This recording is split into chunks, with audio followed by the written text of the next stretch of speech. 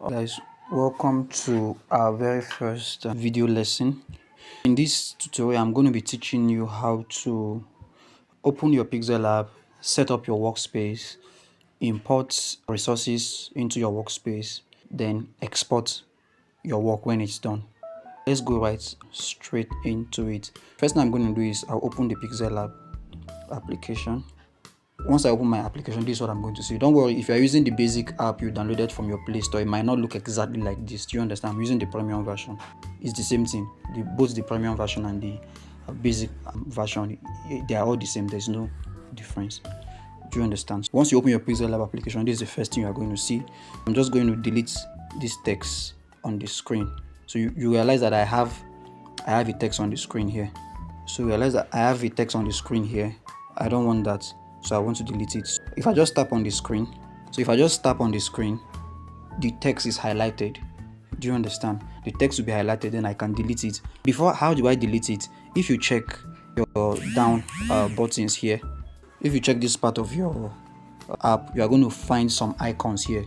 There's the first icon here, looking like three cycles together. There's the next one here, which is the text icon. Then there's another one here, there's another one here. All of these have their respective functions, but let's not go into all of that now. The one I want to use is, I'll select this A, this one this A that is written there. That is your text tool. So when I select that, first of all, I'll highlight. So once the text on the screen is highlighted, I highlight it by tapping on it. Then I move from this to this. Do you understand? I'm moving to this particular text tool here. Once that is selected, you realize that I have many other options. I have all of the options here that I can use to work on my text tool. Meanwhile, these options will not appear if my text tool is not selected. Let's assume that I'm selecting this other hexagonal shape that is in the middle. You realize that the options that are available here does not apply to a text. Do you understand? So to highlight a text or to work on a text, I must have this text tool selected. Do you understand? Having that selected, you find I have edit. The first thing I have there is edit. I have edit. I have delete. Do you understand? So I can just delete. So I've taken that away. That's the first thing you want to do when you come into your PixelLab. Then the next thing I'm going to do is I want to set up my workspace.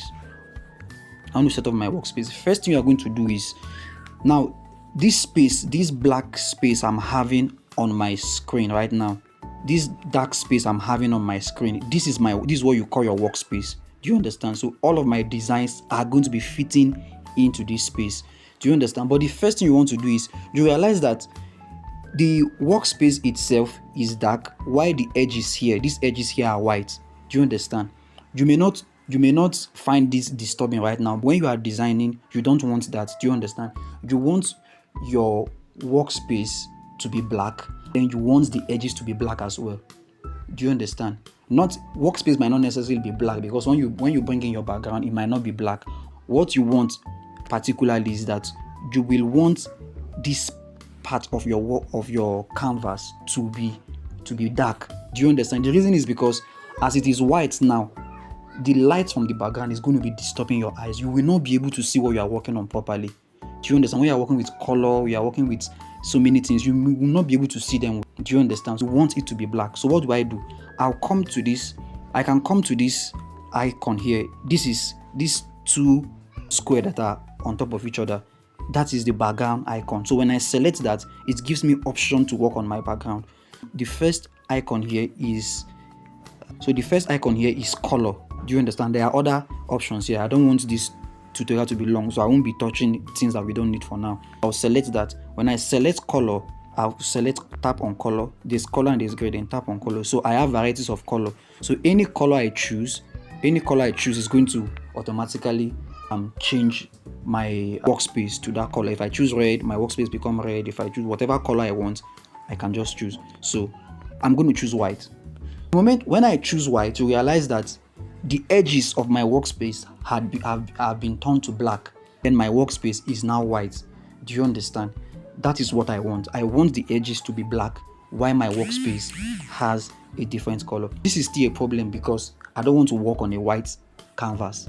Do you understand? For example, if I write a text now, if it is black, it's showing because it's black. Do you understand? If it is a different color, let's say I want a white text. Let's say I want white text on my board. My canvas is black, is white. I will not be able to see what I'm doing. Most of the time is preferably that you work with a black background, a black canvas. When you are beginning your design, begin with a black blank canvas. Do you understand? It helps you to see what you are doing better. How do I achieve that? What I'm just going to do is I'll tap on this icon at the middle. I don't know if you are seeing that. This icon at the middle. This is this a hexagon? 1, 2, 3, 4, 5, 6. Yes, hexagon. I'm going to select that hexagonal shape at the middle. Then I have some options here. A part of the options I have here is the shape option, right? So I have an option to create shape here. So I'll just select on that. Then I'm creating a rectangle now, but you see the color is a white rectangle. It's a white rectangle square. I mean, that's why you cannot see it. Let me change it to black. So when I change it to black, I don't know if you saw what I did. Among my options here, if I scroll down among my options, you find color there. Under color, you can just scroll, get as many colors you want. If the color you are looking for is not available, just tap on the plus icon. I don't know if you saw that. Tap on this plus icon here, then tap on the plus icon. Then you will be directed to this color. I think this is called a color wheel. So from here you can select any color you want. You want blue, you want green, you want red, you want whatever color you want. You can just choose from there, and that's okay. But I want to work with black, so I'll just set it to black. Then I increase it to fill the workspace. Increase it to fill my workspace. And I select all. So you can see now that I have a black workspace on a black canvas. Do you understand? So this is what I want. My design, when I'm working on this now, you can see that my white is showing clearly. So this is the first thing you want to do when you are setting your workspace. The next thing you want to do is to set the aspect ratio of your design. Let's say a client sends you the brief for a job and he say, I want this design to be an A4. I want to print it as an A4, or I want to print it as an A5, or I want to print a 4x5 banner, or whatever the aspect ratio of the design you are doing is. Before you start your design, always specify the aspect ratio, or else after doing your design, then you have to change the aspect ratio. It will mess the entire thing up. Always, when setting up your workspace, the next thing you want to do is to set the aspect ratio of your design. And how do I do that? I can come on to the 3 dots here. You find these 3 dots at the top here. If I select that, you will find image size. I'll find image size, right? You see image size there. So if I select image size, I have this here. Do you understand? You have your width, you have your height. Right now what I have is a square. As you have aspect ratio 1:1. I don't know if you can see what I'm working with. You have aspect ratio here 1:1. You have the width as to be 1280 by 1280. So when you have equal width and equal height, you have 1:1 as the aspect ratio. Do you understand? If I select this small drop down menu there, I have some options there. I don't know if you can see that. So there's custom, there's square. If I want a square, if I want a profile picture, which is still square. If I want to create YouTube channel banner, there's something called YouTube channel banner. If that's what you want to create, if I tap on this YouTube channel banner now, it will automatically, these are presets of aspect ratio. YouTube thumbnail, Facebook cover art, Google Plus cover photo, Twitter. These are presets of aspect ratios. Do you understand? Let's say I want to create a YouTube thumbnail, or I want to create a Facebook cover art. If I just tap on Facebook cover art, it gives me the aspect ratio. Do you understand? 981 as the width, 363 as the height. It gives me, I don't have to specify it if that is what I want to create. If what I want to create is a YouTube thumbnail, YouTube thumbnail is usually 16:9. If you know YouTube, it's usually 16:9, and that's what 1280 by 720. If this is what I want, I just select OK, and then you see it has automatically resized my workspace. It has resized my workspace. You can see that now. It has resized my workspace to the specification. Let me turn down this black so you see that the workspace is now having a different aspect ratio.